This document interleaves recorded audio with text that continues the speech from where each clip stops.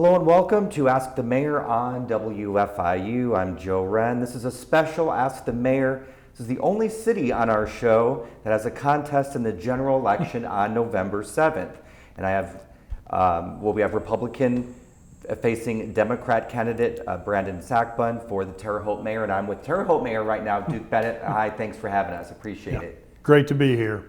So we're gonna start with just a few questions for the general election. Then we'll kind of catch up on just a couple other things before we go today. But let's just start. First question, why should voters vote for you? I think my record stands for itself. I've served several terms and, we've accomplished a lot. I mean, it's really sometimes we forget about things, sometimes even locally, about some of the accomplishments we've had. But I guess some of the baseline things that I think that are really important is the fact that we balanced the budget back in 2016. We've had 8 straight years of balanced budget, so we're in a really good financial position now. The economic development growth we've seen with new businesses coming to the community, new convention center, new police station, just a variety of investments we've made and private investment has come to the community that's really, we've seen more growth in the last 15 years than we've seen in the last 50. And so things are really on a roll here. And so that's what's exciting for me. That's why I'm jumping in this again, because I want to continue this progress and continue to do great things. So you mentioned this, but the glaring difference that I see between you and Sakbun is that, if you win, this would be 20 years as mayor, right? It'd be your 5th term. So, there's the experience that you just talked about. But, Sakbun can easily tell voters, well, it's time for change. No politicians here. He's saying he's a public servant. So what do you say to voters? Well, I'm a public servant too. That's the only reason why I got in this in the beginning. And,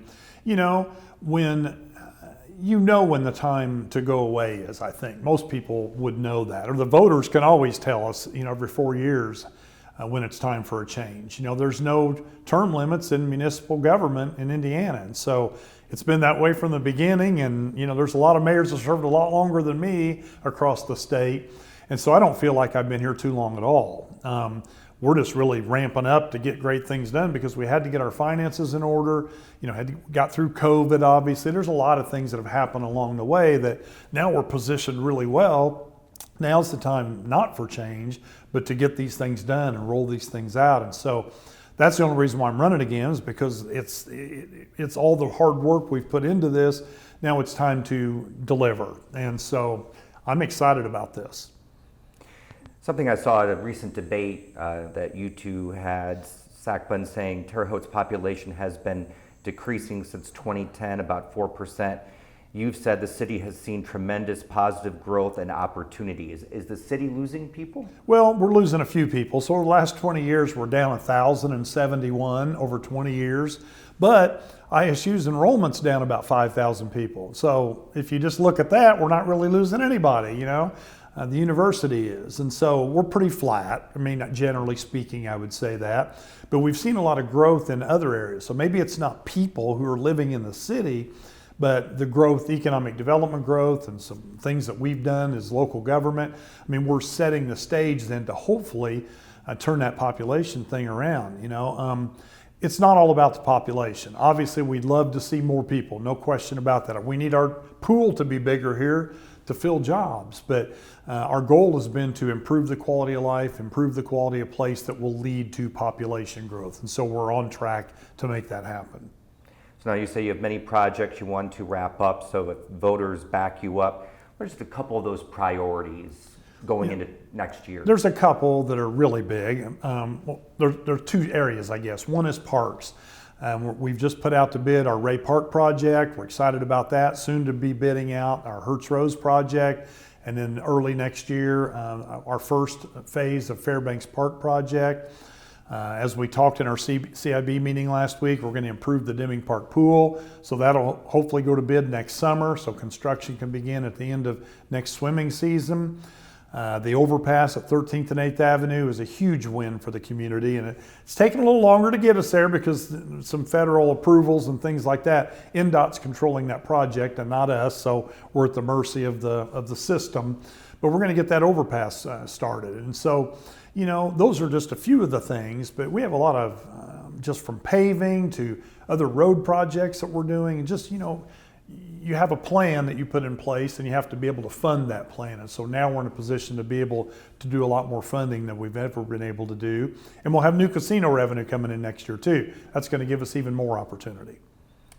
So something we talk about with every mayor on the show is aging housing stock and more housing. Bloomington, Columbus, what's your plan to help boost housing? You know, we've got a housing plan that's just recently been completed. We did an inventory of West Central Indiana, but then drilled down to Vigo County and Terre Haute. We know roughly in the city of Terre Haute, we need, generally speaking, about 2,000 new households, whether that's single family, it'll be a mix of single family houses, duplexes, multi-unit, whatever that might be.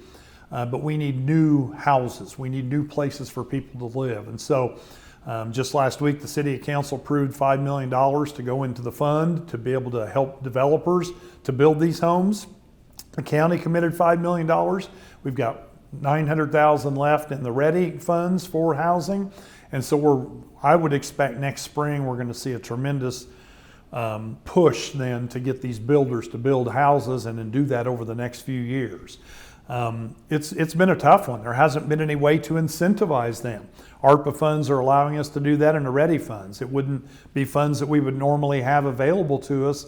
And so, you know, we've put quite a bit of money on the table to help these builders make the deals work. You know, their costs have gone up dramatically, as you can imagine. Interest rates are up. There's a lot of factors working against new housing starts. And so hopefully this will make that happen. Talk a little bit about police and fire, first responders. I know that Columbus is having trouble competing, trying to keep police officers. And we've talked about police reform in Bloomington and here as well. Mm-hmm. What's your plan going forward for police and fire? Well, you know, we're pretty solid here. We lose a few to retirement, and every once in a while we'll lose one to another community, but not that many. We're getting ready to hire 15 firefighters after the first of the year here, and we had 40 applicants. And I don't know where we're at now, but I know we had 40 applicants here most recently.